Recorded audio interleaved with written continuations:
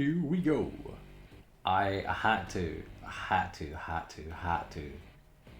record this one because it was mono electric, and I was like, oh, that's cool. I like that. It ended up being one of the more challenging battles I played. Like we'd be like, really? Like this? I think this is the longest one. This is the longest like battle by far, and I'm against mono electric, and I have double dragon and a grass type, but they were prepared, and they. Yeah, this was a game. So yeah, let's just get started. Also, the team's back at the end, but this is the same. It's the same team. So here we are, mono electric. They've got big Pomo, Kilowattrel, which is strong, by the way, if you get Tailwind up. Yeah, I'm pretty like, because Amoonguss has stomping, so I'm like, okay, this is fine. Like, I'm pretty sure this thing just 6-0s, like by itself. But I'll bring the double dragon for the resists. I didn't like Mimikyu here. I didn't like Cloyster here, and Garganical seemed fine, but lost hard to the Magnezone, and maybe to the Palmy, depending. Also, because Garganical's Terra type is flying, so I can't even like defensively Terra versus this team. But I thought Double Dragon and Moongoose would be like, this would be a fun, quick battle. I was wrong. Naturally, I lead Trusty Dragapult because nothing beats that. And I figure like their team is pretty fast, anyways. So like I should be able to just get some big hits off, without having to like, before I need to like switch or position or whatever. And they lead Jolteon, so I'm like, okay, cool. I'm definitely faster than this. This will definitely die to a Terastallized Dragon Dart. I'm just gonna go for it. And you're gonna see something. Turns out this was the one time that Terastallizing turn 1 was not a mistake. So yeah, Dragonfall gets his fancy hat. It's looking lovely. Look at him go. But yeah, to say I was shocked here would be an understatement. Who scarfs a Jolteon? It's base 130 speed.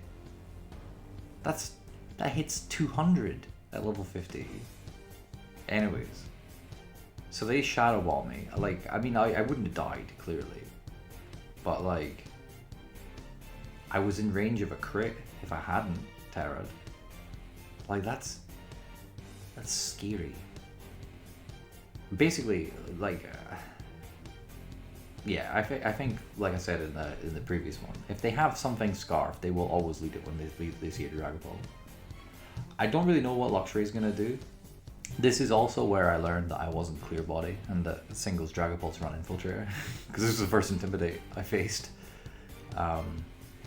Once I see them Terastallizing, I'm like, oh, am I in danger? Because I thought maybe it turned into a Dark type for the crunch or whatever, but no, they had Fairy type Luxray. I was like, oh, I'm really in danger, because now my Dragon Ball does nothing, my Terra is wasted, and I die to a Play Rough. So I'm like, well, this is not good, because I would argue that their trade of Jolteon was not as impactful, I guess, as my trade of Dragapult, because Dragapult was my Terramon. It was faster than everything they had, except from the Jolteon for some fucking reason. So yeah, anyways, I figure Amoonguss is pretty safe to come into. Their Fairy type. I didn't remember it learned Psychic Fangs, but based off the damage, I'm not really in any danger of the Psychic Fangs. Naturally, I have to Spore, because otherwise I'm gonna get swept by a Fairy type Luxray. And now it's weak to Clear Smog, which is nice. And there's no stat boosts or anything, anyways. But it is what it is. So I just go for the damage there. At this point in time, I'm not really sure what worries me the most. I guess Kilowatt Troll could be a problem in the back. Or Palmot, because it can beat my Hydreigon. Basically, there's going to be a lot of pressure on Amoonguss to carry this game. But yeah, here comes Big Palmo. And he's shiny. Clear Smog does not terrible damage. And I just know that this Jolteon is coming back to life. And I'm like, oh great, here we go. I foolishly don't Spore. I thought Stomping Tantrum would KO. Because I'm like, Palmot's got like no defenses. And Amoonguss isn't weak. And I'm like, it's super effective. You like that's doing whatever percentage that is. But no, I was very wrong. So now I have to deal with a team of 3. Jolteon is back to life. Palmot is still here. And yeah, not in a great spot. If things weren't bad enough for our hero Amoonguss, in comes Luxray again to intimidate me, making my Stomping Tantrum even weaker. But like, they're Rocky Helmet. Look at this. I take damage. I eat my berry. So now I've lost my kind of safety net for later on. I'm like, okay, cool. This is not ideal. I figure because Luxray hasn't burnt any sleep turns yet, this is a pretty good time to get Hydreigon in, because Pomo is not at high health. Jolteon comes back at half health. They don't, despite the fact that outside of Luxray everything resists Flash Cannon, they're not going to be able to take more than one. So I'm like, this is pretty free. And I guess Munga's back to full health, and you know, then I can reassess. I find it really weird as well that whenever Terrastalmon goes away, the sun just rises again. I don't like how the battles look in this game, but that's a story for another day. Anyways, Jolteon takes about half of what it had left, so I'm like, okay, cool. This thing is maybe not going to be as much of a problem, but again, I need to rely heavily on Amoonguss. They go for Terra Blast, which is fine actually on something like a Jolteon, which doesn't really have coverage. Like, big normal stab is not stab, you know what I mean. Big normal damage is okay, especially given, you know, otherwise I would resist. I try and get fancy and go for the KO again. Once again, they read that. I don't know why I said fancy. Like, that's the obvious play, but they read it. They intimidate me. I take yet more Rocky Helmet damage, and things are not looking good for young Amoonguss here. I contemplate switching back into Hydreigon, because again, they still haven't burnt a turn yet. But then I'm like, well, I might as well see how much Clear Smog is doing, because I think chipping this down, because it might not even be in Flash Cannon range, I don't know how bulky it is, but based off of that damage, it looks like it's especially bulky. And now I'm like, okay, maybe this is winnable. Maybe it is. So I just decide to, I think that's in range of another one, so I go for it again just to get the KO. There's I don't know. I'm not sure if they can, they need to wake up here and crit me with Psychic Fangs, I think. But I don't think from the looks of things, they don't want to risk it. The sun rises again. And yeah, I get that. Oh, I don't even knock out Jolteon. Wow.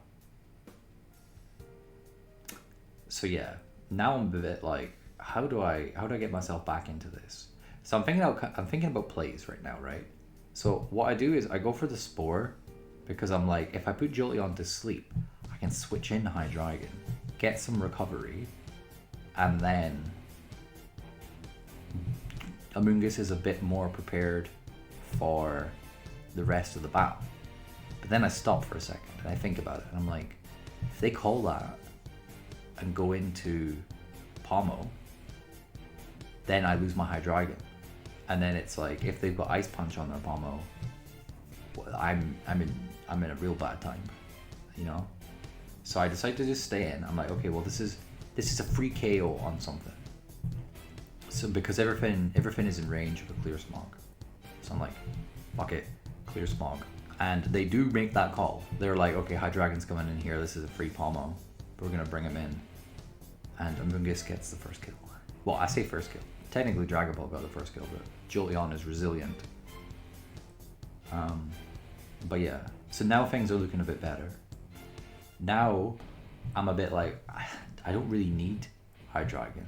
So I feel comfortable switching High Dragon in because I'm like, they're not really, there's no way they risk a play rough. But if they do risk a play rough, at least Amoonguss is healthier, can take the hit, and Jolteon hasn't burnt a sleep turn. Luckily they just don't wake up, so like there's no worry there at all.